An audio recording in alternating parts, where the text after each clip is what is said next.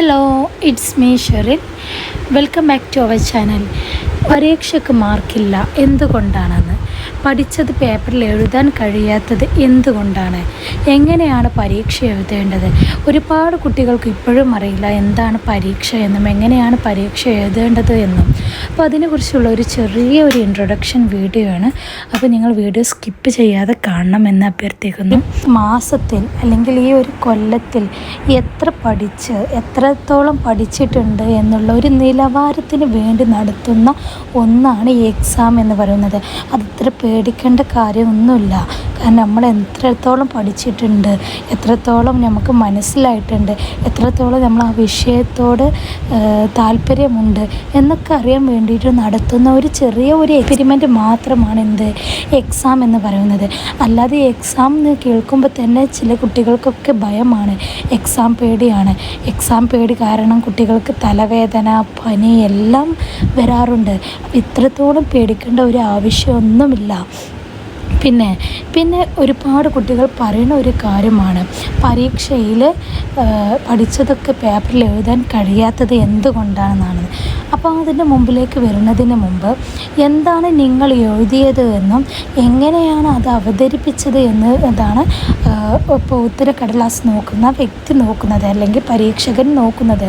മോശമായി ഉത്തരം എഴുതിയ പേപ്പറുകൾക്ക്, മോശമായി കൈപ്പടയിൽ എഴുതിയ ഉത്തരക്കടലാസുകൾക്കൊക്കെ പരീക്ഷകർക്ക് അധികം വെറുപ്പാണ് ഉണ്ടാവാറുള്ളത്. കാരണം നമ്മൾ തുടക്കത്തിൽ തന്നെ എക്സാമിൽ പേപ്പറിൽ, ഇപ്പോൾ നമ്മൾ സ്കൂൾ ബേസ് ആണെങ്കിലും ശരി, നമ്മൾ SLC ബാച്ച്, അതുപോലെ +2 അങ്ങനെ തരത്തിൽ നല്ല ഉയർന്ന എക്സാമുകളൊക്കെ നമ്മൾ എഴുതുമ്പോഴും നമ്മൾ ശ്രദ്ധിക്കേണ്ട ഒരു കാര്യം എന്ന് പറഞ്ഞാൽ, നമ്മൾ എഴുതുന്നത് വ്യക്തമായിട്ട് എഴുതണം.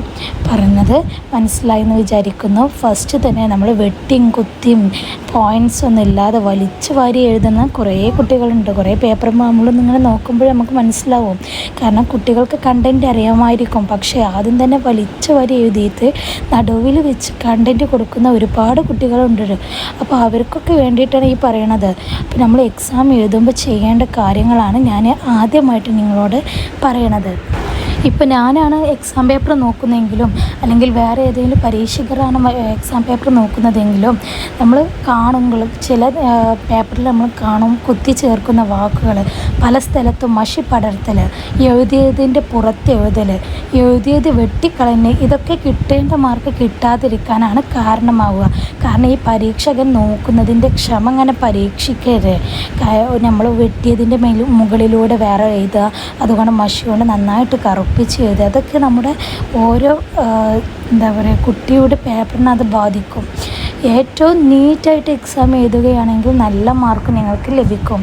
പിന്നെ അതുപോലെ ഇപ്പോൾ നമ്മൾ ഉത്തരക്കടലാസിൻ്റെ ഓരോ പേജ് നമ്മൾ നോക്കുമ്പോൾ, ഇപ്പോൾ എക്സാമ്പിൾ പറയണമെങ്കിൽ ഒരു തോട്ടക്കാരനുള്ള പൂന്തോട്ടം പോലെ, തോട്ടക്കാരൻ്റെ പൂന്തോട്ടം എങ്ങനെയായിരിക്കും? എപ്പോഴും നല്ല നീറ്റായിരിക്കും അല്ലേ? പൂക്കളൊക്കെ വിരിഞ്ഞ് നിൽക്കുമ്പോൾ നല്ലൊരു ഭംഗിയായിരിക്കും കാണാൻ. താഴെയൊക്കെ നല്ല കച്ചറകൾ, അതുപോലെ വേസ്റ്റും കാര്യങ്ങളൊക്കെ ഒഴിവാക്കി നല്ല ക്ലീനായിരിക്കും തോട്ടക്കാരൻ്റെ പൂന്തോട്ടം എന്ന് പറയുന്നത്. അതുപോലെ കാണാൻ കൗതുകമായിരിക്കണം നമ്മുടെ എക്സാം പേപ്പറുകളും. നമ്മൾ ടീച്ചേഴ്സിന് അതുപോലെ കാണാൻ നീറ്റായിരിക്കും എക്സാം പേപ്പറിന്. ഇപ്പോൾ നിങ്ങൾ പോയിൻറ്റ്സ് കുറവാണെങ്കിലും നിങ്ങൾക്ക് കൂടുതൽ മാർക്ക് ലഭിക്കാൻ അത് കാരണമാകും. പിന്നെ അടുത്തൊരു ചോദ്യം എന്ന് പറഞ്ഞാൽ മറവി.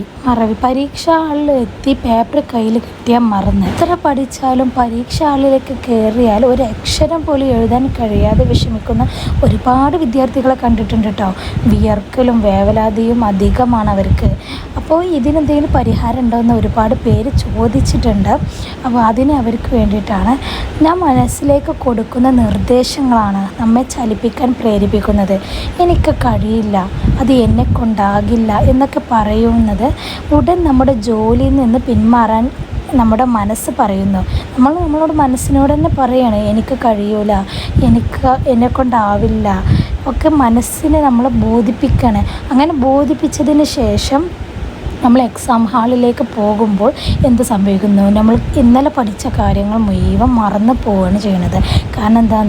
നമ്മളുടെ ഉപബോധ മനസ്സിനെ ആദ്യം തന്നെ പറഞ്ഞ് ശീലിപ്പിച്ചു, എനിക്കൊണ്ട് കഴിയില്ല, ഞാൻ മറക്കും, ഞാൻ തോൽക്കും എന്നൊക്കെ മനസ്സിനെ തന്നെ പറഞ്ഞ് പഠിപ്പിച്ചതിന് ശേഷം നമ്മൾ ഹാളിലേക്ക് പോകുമ്പോൾ നമ്മൾ പഠിച്ചതെല്ലാം മറക്കുകയാണ്. അപ്പം എന്താ ചെയ്യേണ്ടത്?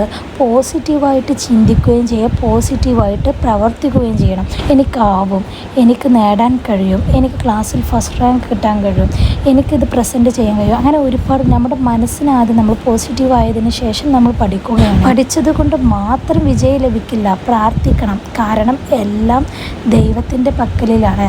നാം എത്ര ശ്രമിച്ചാലും നാഥൻ്റെ അനുഗ്രഹമില്ലെങ്കിൽ എല്ലാം നിഷ്ഫലമാകും. നമുക്ക് സ്റ്റഡി ലീവിന് അല്ലെങ്കിൽ പരീക്ഷ ദിവസങ്ങളിൽ അസുഖമുണ്ടായാൽ മതി നമ്മുടെ കരിയർ നശിക്കാൻ, അല്ലെങ്കിൽ നമ്മുടെ എയിം നശിക്കാൻ. അതുകൊണ്ട് എന്ത് ചെയ്യണം? പ്രാർത്ഥിക്കണം. സർവശക്തനായ സൃഷ്ടാവിനെ പ്രാർത്ഥിച്ചുകൊണ്ട് വേണം നമ്മൾ മുന്നോട്ട് പോകാൻ. നാഥനിൽ ഭാരം ഏൽപ്പിച്ചുകൂടി ചെയ്താൽ മാത്രമേ നമുക്ക് വിജയം ഉണ്ടാവുകയുള്ളൂ. കാരണം വിത്ത് വിതക്കാതെ പ്രാർത്ഥിച്ചത് കൊണ്ട് വിളവ് ലഭിക്കില്ല. വിത്ത് വിതക്കുകയും പ്രാർത്ഥിക്കുകയും വേണം.